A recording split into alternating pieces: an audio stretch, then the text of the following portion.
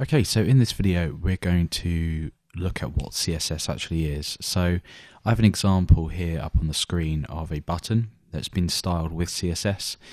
We have the markup that's been created also, so we'll be able to take a look at the markup and how CSS has been used to style this, and actually, why do we need to use CSS to style elements. Let's first take a look at just an example here at how you may traditionally style an element. And if you've been working with web development already, you'll have probably styled an element in this way at some point. So without declaring any doc types or anything like that, we don't want to confuse ourselves, let's go ahead and take a look at how you might typically style up, say, a button or a link. So I'm going to go ahead and create the markup for an element here. So I'll just say click me. And in the href I'll just put a hash. We don't want this to go anywhere. So let's just go ahead and save this out here. I'll just call this example.html. And if we head over to the browser and we hit example.html, you'll see that we've just got a link here. Now let's first of all take a look at what's happened here. So we see that this is a blue link and it's got an underline to it. But how, why has this got a blue link, an underline, and why is it coloured blue? Well, if we inspect this element, and this is a fundamental part of learning CSS, and it will make learning it a hell of a lot easier. So if you right click and inspect, you can see the markup here. Now on the right hand side, I'm using Chrome. You can do this in Firefox with an extension called Firebug. You can do this with Internet Explorer, but it's probably best if you're learning web development in general to use a browser like Chrome, although obviously it is personal preference. So what we've done here is we have the ability to sort of traverse everything on the page. You see Chrome has helpfully automatically added HTML head and body. That doesn't mean we shouldn't define it. It just means it's already there. So if you are confused the fact that they're there, then that's why. So here's the markup we actually wrote in that example earlier. So just here. And you can see that on the right hand side, we've got a user agent style sheet. Now what this means is that every browser will have a specific style sheet that it uses to style up elements in the most basic form. So we've got an anchor element here, that's what A stands for, anchor, and you can see that this is blue and it's underlined. So you can see here that we've got color WebKit link, so that's almost like a variable or a shortcut, if you like, to the color defined in WebKit, which is the CSS rendering engine within Chrome. We'll won't get too much into that. The text decoration is underline, and the cursor is also. So we can change the cursor, depending on what we want it to do when it hovers over. That's part of CSS as well. So you can see it turns to this hand icon. We can actually override that if we want, and that might be something you want to do depending on what you're doing. So what we want to do is essentially with CSS, we want to override these styles. Now, CSS stands for cascading style sheets. So what that means is that anything that's hit last, or anything that's looked at last by the browser, is taken on as a style. So let's say we want this color just as a very basic, this link just as a very basic example to be red. If we said to our browser via our style sheet, which we'll look at shortly, I want this link to be red.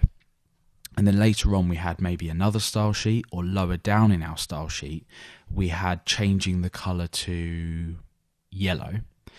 Then what happens is, because the styles cascade, the last style will be overridden.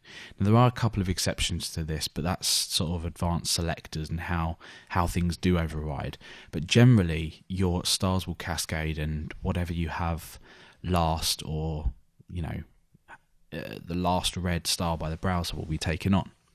So CSS is basically the ability to override, if you like, the default style set by the browser to make your page look more interesting. That's not to say that you couldn't have a functional page without CSS, because you could. This button could go somewhere useful, or we could write paragraphs of information on this page and they still be useful to people and people could still navigate them. So CSS is purely the presentational layer on your website. So you create your markup, you style your markup, and you make it look nice with CSS. So let's return to the other example that we had, and that's this same element pretty much. If we just go in and fix the doc type here. So we've got that.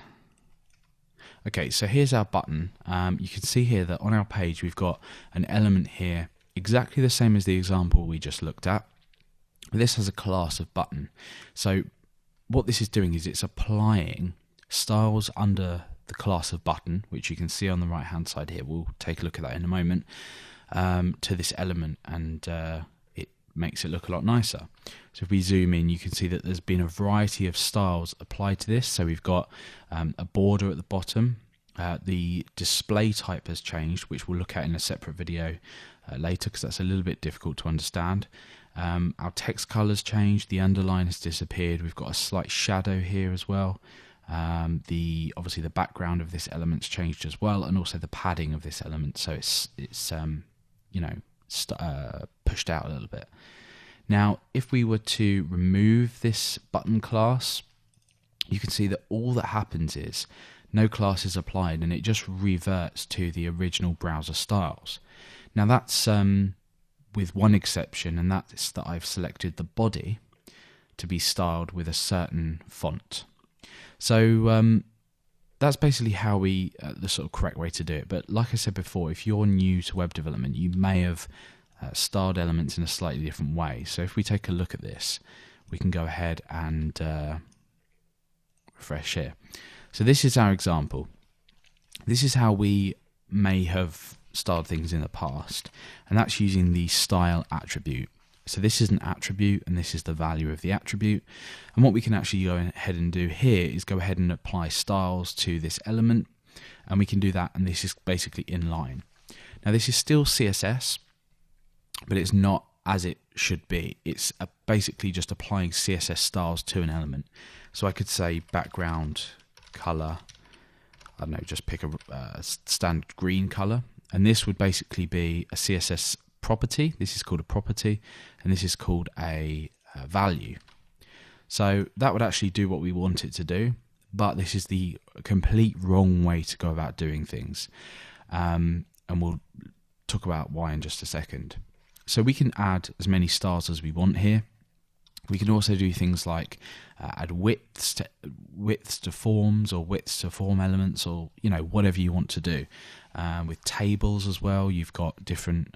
So I don't know, for example, if in 5 years ago you were laying out a page with tables, you can choose things like width on here. So you can say width 100%. Things like that. So they're the unconventional ways nowadays to style things. That was present, sort of 5 odd years ago, but now we are expected to have a separate style sheet with separate styles in. So one of the main reasons why we actually use CSS is to separate the presentation layer of our page away from the functional part. So maybe we're using JavaScript to add rich functionality to the page, and the markup as well. So we want to keep the basic reason we use CSS is to keep this separate. Now the reason we do this is because, one, it's extremely efficient. Because let's say, for example, we apply, I don't know, a class, and don't worry if you don't know what this means at the moment.